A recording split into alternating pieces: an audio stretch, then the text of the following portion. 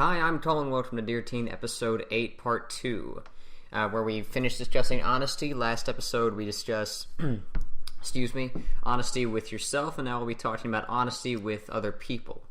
So why don't you go ahead and take it away? Okay.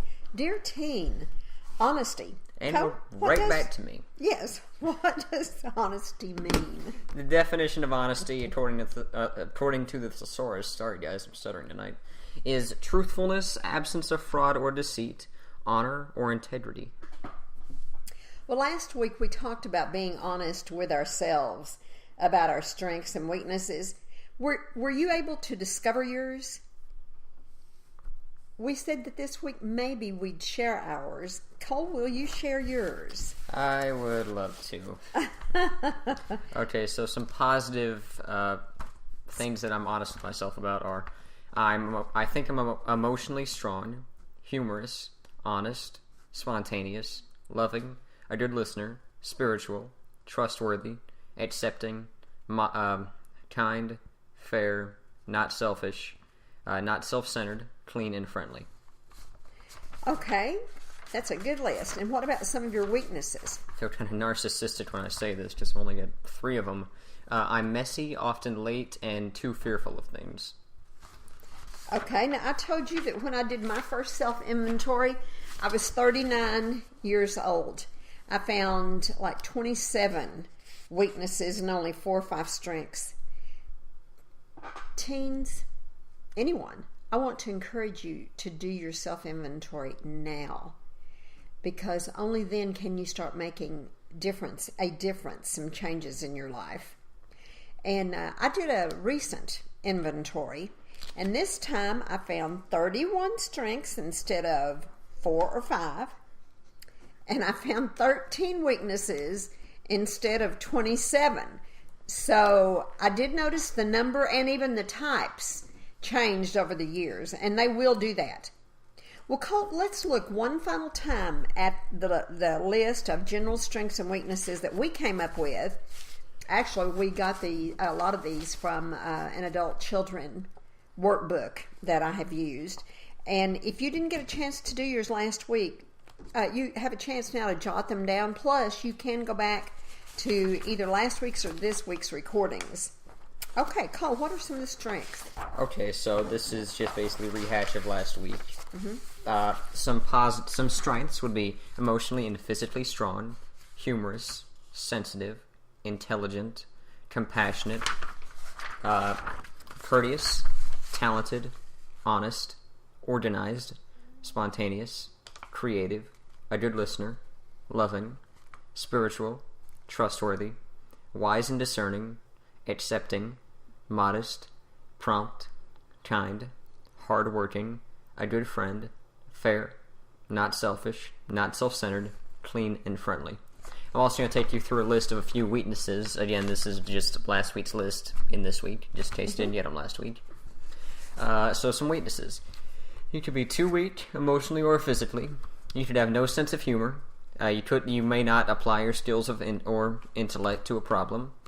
Uncaring, rude, dishonest, too sensitive or insecure, messy, too structured, controlling, hold grudges, talk too much and don't listen, not spiritual, can't be trusted, make foolish choices, judgmental, too immodest, late, cruel or mean, lazy or unfair, selfish, self-centered, dirty, unfriendly, a perfectionist, negative, or too fearful. How did you get all those down?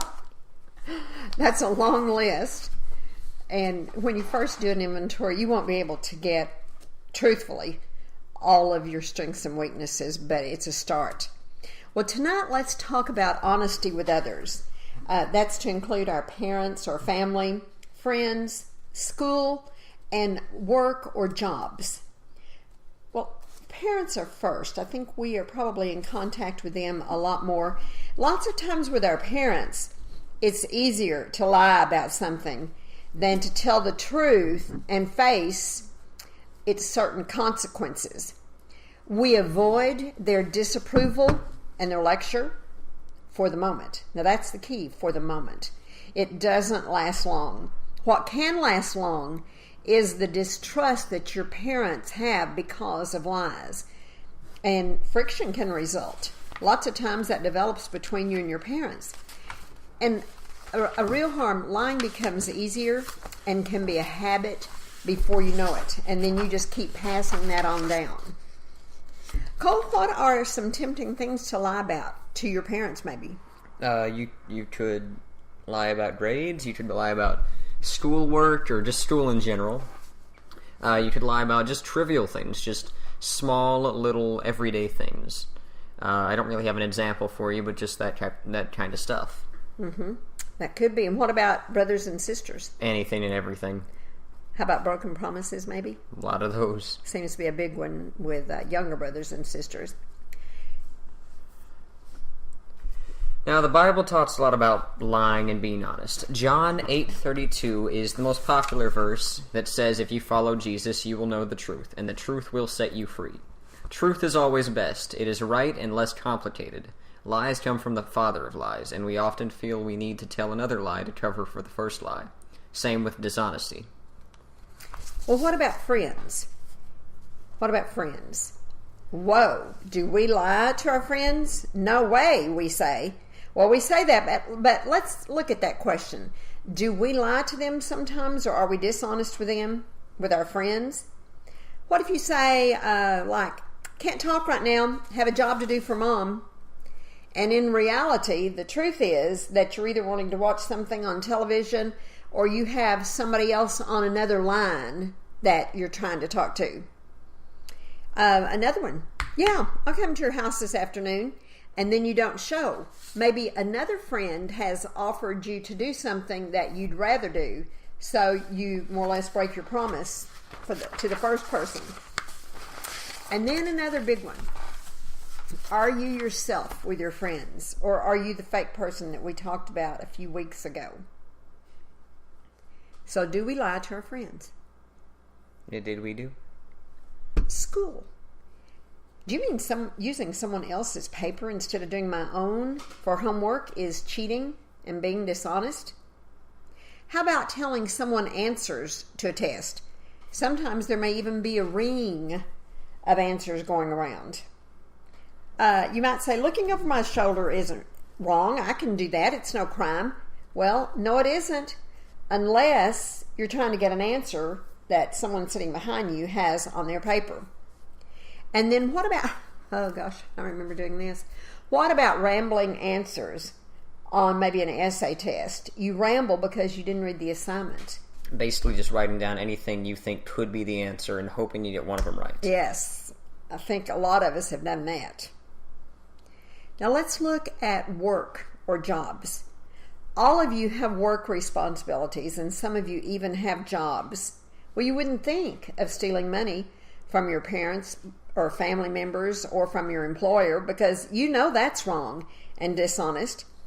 But Cole wants to pose a few things. Have you thought about these being less than honorable, maybe on the verge of stealing, at least being dishonest? Telling your parents that you vacuumed the carpet when all you did was give it a few swipes of the vacuum. Taking home from work office supplies or products that belong to the business.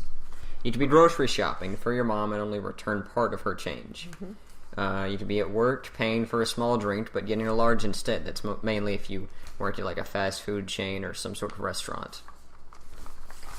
An old saying, honesty is the best policy, is still true today. Be honest with yourself about yourself. That's a real hard one. And be honest with others. Now, this will be our last post this year. See you next year. We have some hot topics. They'll be interesting. That's what we'll say. Yeah, we'll say interesting topics scheduled for 2015. And remember to email us at, what is it called? DearJudyandCole@gmail.com. I'll leave a link in the description. Okay. If you have any questions that you'd like for us to discuss. And thank you for joining us. Have a very Merry Christmas. And a Happy New Year. Good night. See you guys.